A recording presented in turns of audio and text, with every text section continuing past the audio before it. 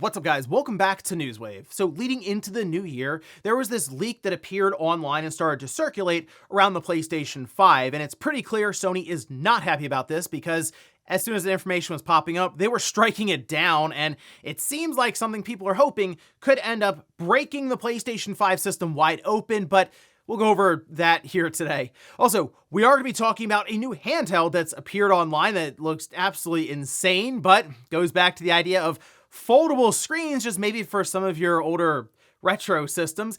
And there's a new mystery that's popped up for Red Dead Redemption 2, a game that's years and years old. Well, it looks like Rockstar has one more trick up their sleeve, and well, we're still trying to figure out exactly what it is, but all of that and more. Guys, if you enjoy these videos, make sure you hit that like button, helps out a ton. And if you're new here to the Spawn Wave channel, make sure you subscribe down below. Guys, we're here every weekday morning, 8 a.m. Eastern time, covering the world of gaming news. So if you're trying to keep up to date, just know, if you don't get a notification, there's probably a video here for you in the morning. And we're gonna start today with Mega Man, and a project that was in the works at Capcom in the conceptual stage, but at least to the point where there was an idea of Mega Man Golf. You can see this is over on Rockman Corner saying the canceled project Mega Man and Capcom Golf 2018. Now, this is before the closure in 2018 of Capcom Vancouver, with several projects that they were kicking around behind the scenes. That is common for these companies and developers to just have different pitches or ideas in pre-production to maybe show some interesting and weird ideas, and one of them had to do with a golf game featuring the Blue Bomber. In fact, this was shown over on Rockman Corner with, looks like, some imagery of it, and I mean, it's definitely a unique idea. All right, I guess there's that. It looks like you have some crossover characters as well from Capcom's IPs. So, I mean, look, it would have been different, but I'm not really sure how that would end up going over other than just kind of a meme game, something funny, or I mean, something fun. That's the idea of games, obviously, but I don't know, that just seems like it might have been a bit too out there, especially with how Capcom is trying to at least take their franchises more and more seriously going forward. Also, we have some Dragon Quest news. We'll start with this one. There is a Dragon Quest VII Reimagined demo that's been announced. In fact, starting tomorrow, January 7th, on the Switch 2, Switch, PlayStation 5, Xbox Series XS, and Steam. Here's the best part. It's kind of a head start on the game as your progress will carry over your save game. So that game comes out in a month. It's awesome. It kind of, I'll say, snuck up a bit. I've been pretty interested in this since it was announced, but hey, it's a month away, the first week of February on the 5th. And yeah, I'll be jumping into this demo immediately because if anything, I do think it's fun to get a head start, but I really think the visuals look awesome, and all I've seen them through so far would be any of these compressed videos. This feels like a game that you get it up on the big screen in 4K, and it's going to look super impressive just from that art style alone. So yeah, I'll be checking this out right away. And you do get, I believe, a new outfit as a reward for playing through the demo, which again, kind of a head start with your save data carrying over, so why not check it out early? Oh, and it doesn't look like the Dragon Quest plans are stopping there for this year. This we can see over on the Dragon Quest account saying Happy New Year, Dragon Questers. This year marks the 40th anniversary of Dragon Quest. Please look forward to various announcements in celebration of the anniversary. I mean, look, we see a little symbol there, a little logo they have set up for it with the slime directly in the middle with the 40th and the bow. That's pretty cool, but I think the thing many people are curious about, I'm sure there'll be plenty of merchandise, maybe some fun events that they'll do. I mean, Dragon Quest 12, it's been a while since that game was first announced. It was 2021, and it was in the first half of 2020, so we're almost 5 years removed from its original announcement and reveal. And even from there, Dragon Quest 11 is almost 9 years old. Yeah, we're kind of due for the next Dragon Quest, I feel like. Sure, we have the 7 Reimagined, which is really cool looking remake, but I really want to see what's next for the franchise because they kind of alluded to the idea of a pretty big shift for the franchise, and I'm wondering if that's more, okay, they're going to be kind of M-rated or more adult with it, or are they going to shy away from some of the turn-based stuff and go more action RPG? A lot of questions for Dragon Quest 12. Here's hoping they have some answers for us in 2026. And guys, with some of the quick news out of the way, let's get into the bigger stuff. Let's start right away with the PlayStation 5 and some ROM keys that just randomly appeared online, and I was trying to figure out exactly where these came from, and it seems like many other people are asking that same question, because we can see this is over on websites, the Security Guru, and they did a very good job breaking this down even further, diagrams, the whole thing. I'll link down below in the sources if you want to read further around this whole situation. But they say late on December 31st, 2025, reputable figures in the PlayStation scene began discussing a massive data dump appearing on the psdevwiki.com and various private Discord servers. The dump allegedly contained the level 0 boot ROM keys for the PlayStation 5. They do describe it here with the boot ROM as the very first piece of code the PS5 processor executes when you press the power button. It lives on a read-only memory chip etched directly into the silicone.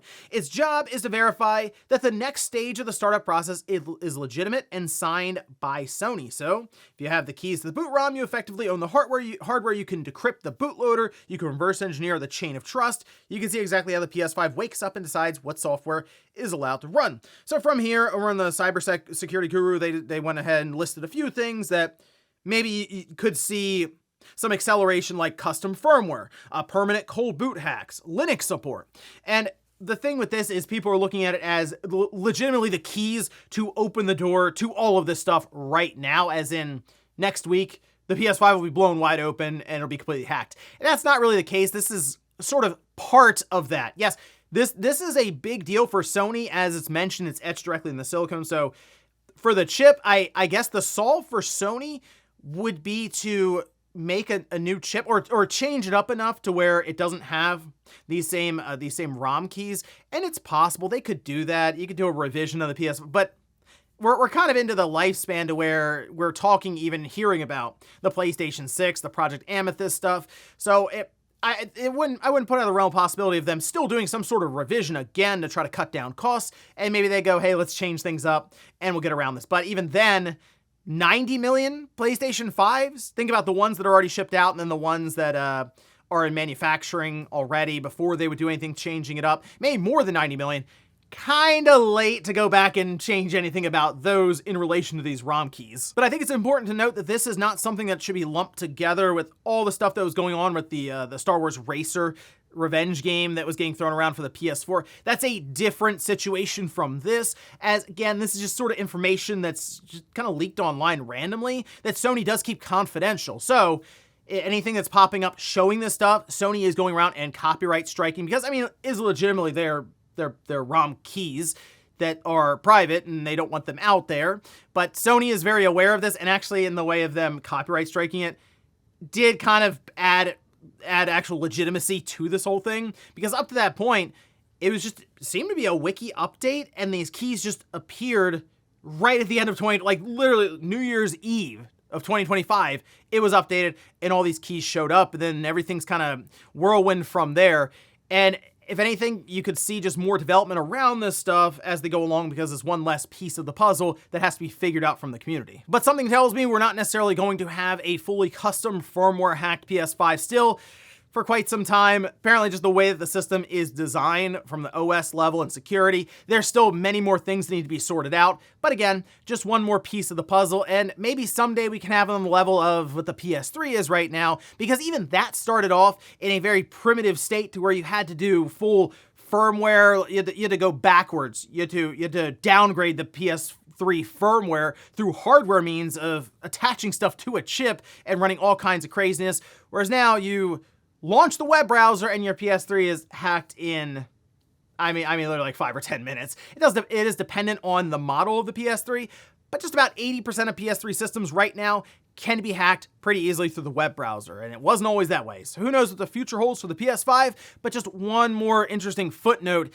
in that journey for the homebrew scene. Next up, let's talk about an insane looking handheld that's now appeared online. And we still need more information around this device, and I'm thinking of price and specs right away, but it does play into foldable screens, and that's something I've been curious about when it comes to the gaming side, because we see it for phones all the time now. These would end up becoming tablets when you open them up, but there's a lot of potential, I think, for some really creative uses when it comes to the video game side. But you would look to Sony, Microsoft, or Nintendo really to try that out with a system from the start, or some kind of accessory or something you would pair with the device even midway through the generation. But now we seem to have at least one contender here with a foldable screen. It's not necessarily where I'd expect it to come from. Although maybe they also made some weird handhelds with the One X that would flip around and had multiple screens. But here, look, take a look. This is a video that's currently posted, and this is the ONEXSUGAR Wallet. It unfolds to reveal what's reportedly an 8.01-inch screen in a 2480 by 1860 resolution. And as noted by Android Authority, that's a perfect 4:3 aspect ratio for you retro gaming fans looking to get back to the days before everything went widescreen. So there's a few things about this. I do like the idea of a clamshell design because it does protect the screen very nicely, and it does try to at least get back more and more to the pocketable idea, although I think we've left that behind for a while now, and most of these systems are just large and they don't fit in your pocket. But it opening up to an 8-inch screen that is set up nicely for that 4:3 aspect ratio, I immediately think of, oh, PS2 games, GameCube games. Xbox still kind of weird with like the idea of Android, but like PS2 and GameCube definitely, and then Dreamcast, Nintendo 64, PS1. There's a lot of really cool stuff, I'm sure, that would run with that 4:3 aspect ratio in mind, and I would still look at this more as one of those retro gaming handhelds, although I'm sure it'd be pitched as something that would be able to do a lot of Android stuff as well. It's just kind of how I look at these devices is, oh yeah, I can play those PS2 games or GameCube games, and they would look pretty good. I assume just emulation in general has come a long way. I've been doing more and more emulation videos because of that. Games from that era look awesome now on a lot of these handhelds, and then also just the standalone systems that you can put together yourself most of the time with an old PC. But this one in particular is interesting because of the foldable screen, and it does make me think then of the pricing. Now, we've already talked about the DRAM shortage, the squeeze that's going on, and how everything is getting more expensive. You throw a foldable screen in there that is this weird setup to where it's a 4:3, and then everything else goes around the logistics of putting a foldable device together with that hinge there. So I'm wondering about a potential crease that would form right in the middle of a screen. A lot of questions as to how it would actually be pulled off, but I like the creativity. If nothing else with these One X devices, at least they think outside the box, sometimes maybe a little too much. But this one, I think they're right up against it, and it's something I'd like to check out. So maybe I'll look into it. Price depending, because this could also end up being an extremely expensive device, but hopefully we'll find out here soon enough. I mean, CES going on now, maybe they're looking to at least make an announcement and show it off in person, so I'll keep an eye out for that. Next up, let's talk about PlayStation Plus Essential Games for the month of January. They are live today, January 6th, and we can take a look over on PlayStation Blog, where they have a nice little card at the top that shows off the 3 different games, starting with Need for Speed Unbound, that's on the PlayStation 5. We have Disney Epic Mickey Rebrush, that's PS4 and PS5, and then Core Keeper, PS4 and PS5. Now, I would say probably the best game at it, although I guess you can make the case for Epic Mickey. Not really too familiar with Core Keeper. Clearly the banner game that they're pushing is Need for Speed Unbound. I actually like that Need for Speed. If you haven't played it, I mean, it's the point now where it's gotten really cheap anyway. It's also gone into other services, like Game Pass and stuff. So this isn't the first time it's shown up in a subscription service, but I think it's a pretty good Need for Speed. People also didn't really like Heat, but I enjoyed Heat for what it was. It didn't blow me away. I think I like the aesthetics of Heat more than anything.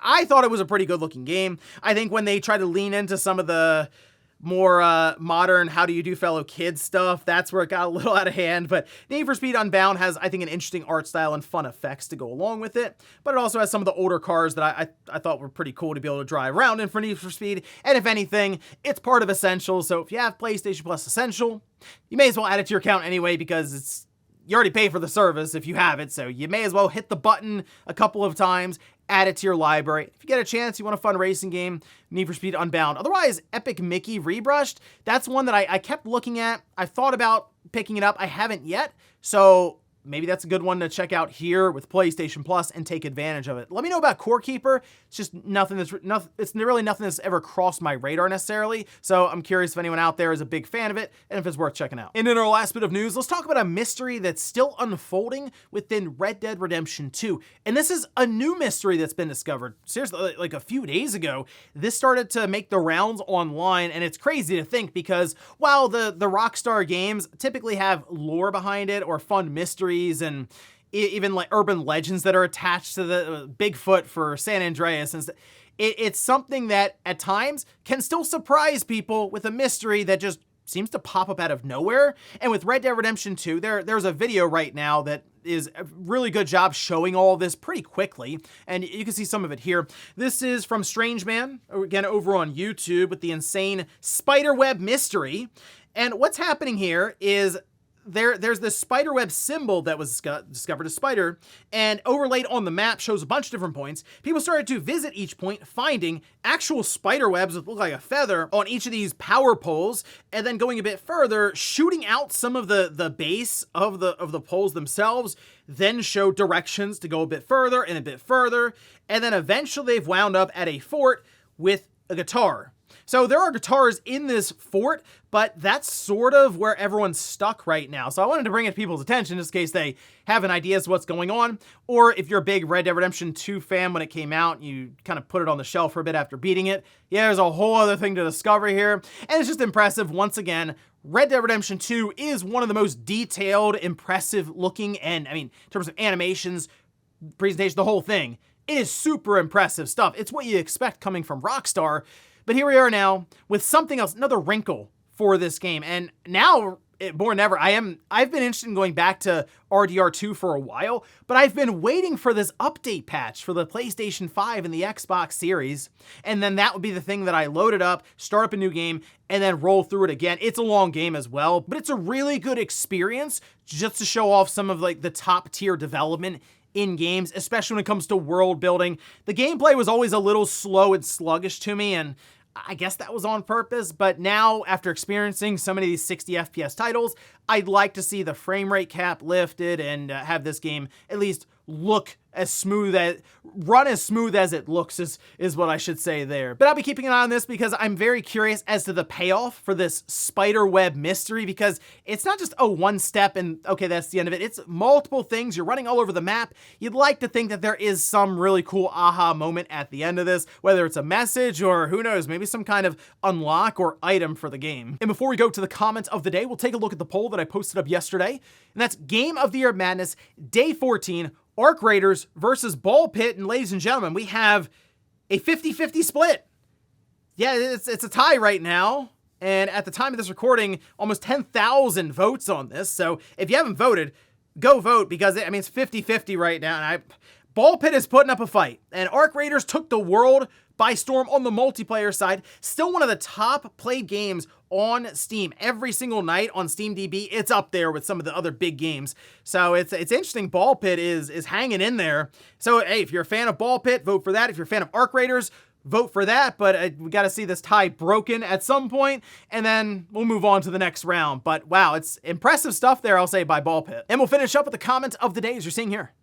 This is from Cowboy, who says, you mentioned a Switch 2 OLED. My wife is hoping for a Switch 2 Lite as she prefers the cheaper and smaller form factor of the Switch Lite versus the Switch. She currently plays, but does want to eventually play Switch 2 games. I wonder if they'll come out with one. Yeah, I'd be shocked if they didn't. And at this time, it might be a good idea for Nintendo to think about accelerating the introduction of that Switch Lite, because it's going to be harder and harder for them to keep the Switch 2 where it is, just with everything going up in price and the current DRAM situation, as the Switch 2 does use 12 gigabytes of it. So they would want to, I figure, start to reform the Switch 2 into that Switch 2 Lite setup, get the price down a little bit.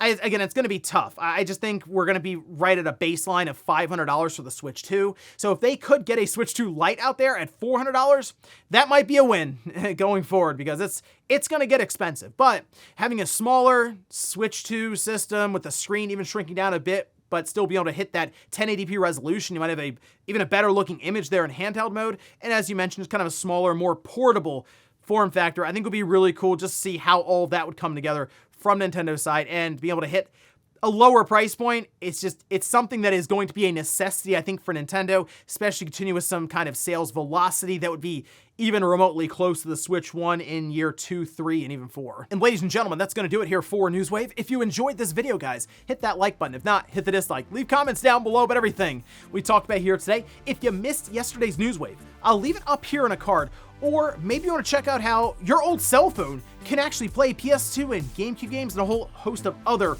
good retro titles. I did an entire video on that and I'll leave it right below. Thanks guys for watching, and I'll see you next time.